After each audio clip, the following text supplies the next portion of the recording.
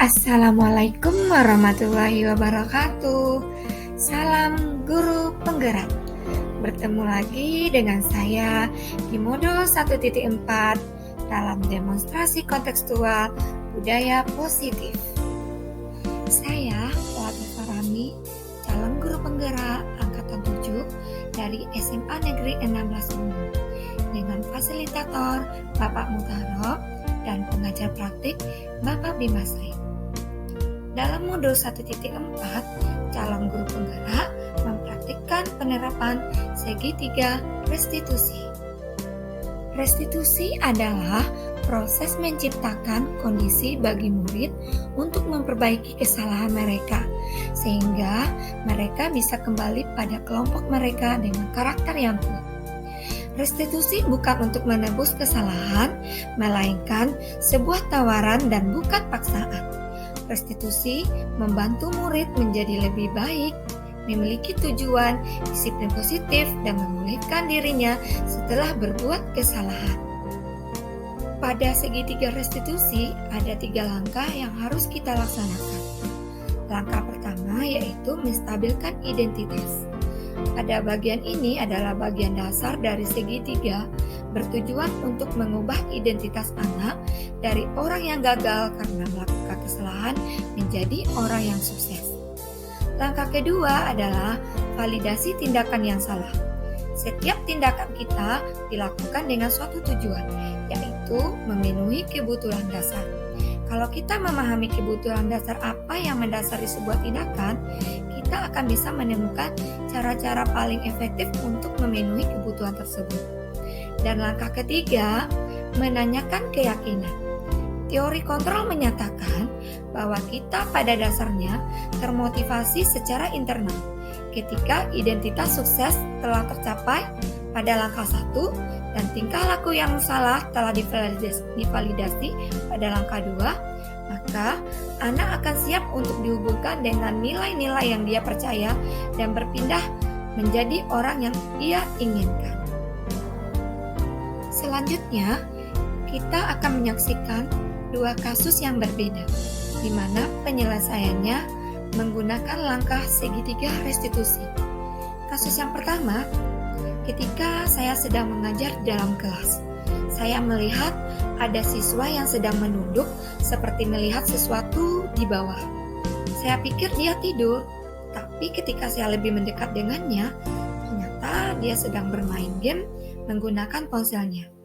Sebut sajalah siswa tersebut bernama Ilham. Dalam kesepakatan belajar di awal pembelajaran, warga kelas telah membuat kesepakatan dan meyakini bahwa saat pembelajaran berlangsung, siswa saling menghormati dan menghargai kebutuhan belajar warga kelas, sehingga bermain game saat pembelajaran merupakan kegiatan indisipliner karena dianggap mengganggu siswa lain yang sedang belajar. Oleh karena itu, perlu dilakukan tindakan penyelesaian masalah menggunakan segitiga restitusi. Nah, agar lebih jelasnya, mari kita simak percakapan berikut. Pada jam istirahat, saya memanggil Ilham ke ruangan keterampilan dan melakukan penyelesaian masalahnya menggunakan segitiga restitusi. Penerapannya dimulai dengan langkah menstabilkan identitas. Dapat dilihat dari dialognya, saya mengatakan kepada Ilham, "Baiklah, ibu di sini bukan untuk mencari siapa yang salah. Ibu di sini untuk mencari penyelesaian bersama, berpikir bersama tentang apa yang bisa kita lakukan untuk memperbaiki situasi ini. Kamu pasti melakukan ini ada alasannya kan? Pasti seru bermain game, sehingga bisa menghilangkan kebosanan di dalam kelas." Setelah itu, saya lakukan tahapan kedua, yaitu validasi tindakan yang salah. Seperti dalam dialog yang saya katakan kepada Ilham, "Ya, ibu bisa lihat tadi kalau kamu merasa senang melakukannya, karena kamu tidak bosan lagi. Tapi yang kamu lakukan itu merugikan orang lain, karena teman-temanmu sedang belajar, sehingga mereka merasa terganggu dengan bunyi suara game dari HP-mu. Dan terakhir adalah tahap menanyakan keyakinan keras. Teori kontrol menyatakan bahwa kita pada dasarnya termotivasi secara internal. Ketika identitas sukses telah tercapai pada langkah 1 dan tingkah laku yang salah telah divalidasi pada langkah 2, maka anak akan siap untuk dihubungkan dengan nilai-nilai yang dia percaya dan berpindah menjadi orang yang dia inginkan. Pertanyaan-pertanyaan yang dapat menghubungkan keyakinan anak dengan keyakinan kelas dapat dilihat pada dialog. Latifah mengatakan kepada Ilham, "Nah, sekarang mari kita bicara tentang keyakinan kelas kita. Apa yang kita percaya dan mana yang belum kamu tunjukkan?" Dan Ilham menjawab, "Kita harus saling menghormati, Bu." Kemudian saya menjawab lagi, "Betul sekali. Berarti Ilham masih ingat dengan keyakinan kelas kita. Nah, sekarang kita kembali saat kamu bermain game tadi. Apakah ketika kamu bermain game tadi, kamu sudah menghormati orang lain dan dirimu sendiri?" Nah, pada kasus kedua ini merupakan kasus yang sering terjadi di sekolah saya, yang mana banyak siswa yang saya temui tidur pada jam yang kosong, bahkan tidur pada saat jam pelajaran. Di dalam foto, beberapa siswa saya temui tertidur di kelas, dikala kelasnya tidak ada guru. Dan ketika giliran jam saya masuk, saya melihat siswa tersebut dengan pulasnya tertidur di lantai. Setelah saya menanyakan kenapa pada tidur di kelas, kemudian siswa tersebut menjawab, mereka semalaman sibuk dengan main game di HP-nya. Bahkan ada siswa yang mengaku tidurnya sudah hampir jam 4 subuh. Dan ini adalah kejadian salah satu siswa tertidur di saat penilaian akhir semester, yang mana pada waktu itu siswa yang lain sibuk dengan HP-nya untuk menjawab soal ujian berbasis Android. Dan ini adalah kejadian salah satu siswa tertidur di saat penilaian akhir semester, yang mana pada waktu itu siswa yang lain sibuk dengan HP-nya untuk menjawab soal ujian berbasis Android. Dan ini adalah kejadian Anissa belakangan ini sering ngantuk, bahkan tertidur dalam pembelajaran. Hingga Anissa tertinggal dari teman-temannya dalam pelajaran. Beberapa guru juga membuat laporan yang sama atas kasus Anissa. Untuk itu, pada saat jam pelajaran, saya memanggil Anissa ke ruang keterampilan dan menyelesaikan masalahnya menggunakan praktik segitiga restitusi. Anissa beberapa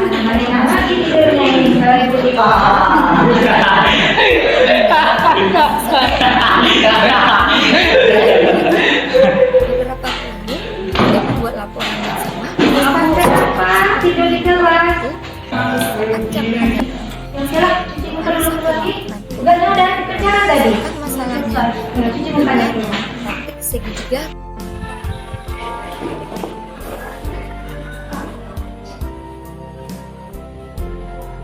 Assalamualaikum Ibu. Waalaikumsalam. Anissa, silakan duduk nak. Ya Bu. Kira-kira Anissa tahu nggak kenapa Ibu panggil ke ruangan ini? Iya Bu, tahu. Tadi Anissa ketiduran di jam pelajaran Ibu. Nah, benar sekali. Kebetulan tadi Ibu di kantor ketemu Bu Eliza. Terus Bu Eliza cerita ke Ibu kalau Anissa ketiduran juga di jam pelajaran beliau. Nah, emangnya Anissa tidurnya jam berapa? Udah beberapa malam ini Bu, Anissa tidur larut malam sampai jam 2. Gini Bu, orang tua Anissa kan lagi sakit, jadi Anissa harus bantuin rekapin orderan belanja online Bu. Kalau boleh Ibu tahu, memang pekerjaan orang tua Anissa apa ya? Jual beli barang online Bu. Bangga sekali Ibu sama Anissa, karena Anissa sudah berusaha menjadi anak yang berbakti sama orang tua. Tapi, apakah Anissa tahu kalau Anissa dalam masalah sekarang, nak? Iya Bu, Anissa tahu Anissa sekarang dalam masalah Bu. Nah, Ibu di sini bukan mencari siapa yang salah, Tapi ibu di sini mau mencari penyelesaian bersama, berpikir bersama tentang apa yang akan kita lakukan untuk memperbaiki situasi ini. Iya Bu, Anissa juga mau memperbaiki semuanya Bu. Nah, ibu yakin Anissa melakukan itu pasti ada alasannya. Iya Bu, Anissa mau membantu perekonomian keluarga Bu. Ibu paham, tapi dengan tindakan Anissa ini, apakah nanti tidak merugikan Anissa sendiri? Iya Bu. Nah, kalau Anissa sering tidur dalam kelas, apalagi di banyak pelajaran lain, otomatis Anissa akan banyak ketinggalan pelajaran. Iya. Nah, sekarang mari kita bicara tentang keyakinan kelas. Kira-kira nilai-nilai apa saja yang masih Anissa ingat tentang keyakinan kelas yang sudah kita buat sebelumnya? Tidak boleh tidur di kelas Bu. Betul sekali. Berarti Anissa masih ingat dengan keyakinan kelas yang sudah kita buat. Iya Bu. Anissa minta maaf, Anissa tahu Anissa salah dan Anissa mau memperbaiki semuanya. Sekarang ibu tanya, bagaimana cara Anissa untuk mengatasi permasalahan ini supaya Anissa tidak tidur dalam kelas dan Anissa tetap bisa membantu orang tua Anissa? Bagaimana cara membantu? Anissa akan berusaha mengatur waktu antara jam istirahat dan jam membantu orang tua. Dan Anissa akan bekerja sama dengan saudara Anissa dalam membantu orang tua. Alhamdulillah, ibu senang sekali mendengarkannya. Berarti Anissa bisa mencari solusi untuk permasalahan Anissa sendiri. Oke, kedepannya ibu tidak lihat lagi Anissa tidur di kelas dan ibu tidak mau dengar lagi laporan guru lain Anissa tidur dalam kelas. Silakan Anissa atur waktu Anissa dengan kakak Anissa di rumah. Nah, jadi kedepannya ibu jaga keyakinan kelas yang sudah kita buat. Ya Bu. Ya Bu, sekali lagi Anissa mohon maaf dan Anissa janji nggak bakalan ulangi lagi. Nah, sekarang Anissa boleh kembali ke kelas, ikuti pelajaran yang baik ya Nak ya. Ya Bu. Terima kasih Bu. Ya, sama-sama.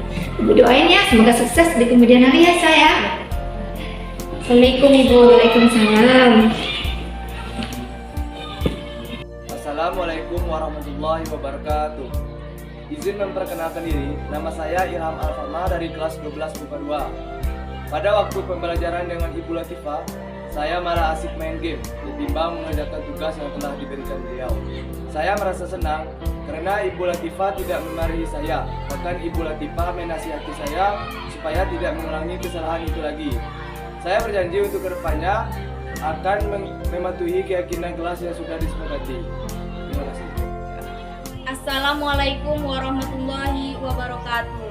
Izin memperkenalkan diri, nama saya Anissa. Pada waktu pembelajaran dengan Ibu Latifah, saya malah tidur di kelas.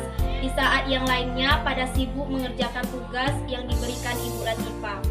Sepulang sekolah, saya dipanggil Ibu Latifah dan menyelesaikan masalah secara personal. Saya merasa sangat lega karena Ibu Latifah tidak memarahi saya.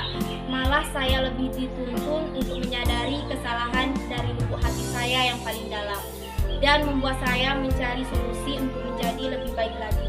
Mungkin hanya itu, saya tutup dengan Assalamualaikum warahmatullahi wabarakatuh. Demikianlah demonstrasi kontekstual tentang segitiga restitusi. Semoga bermanfaat dan menginspirasi. Terima kasih telah menonton video ini.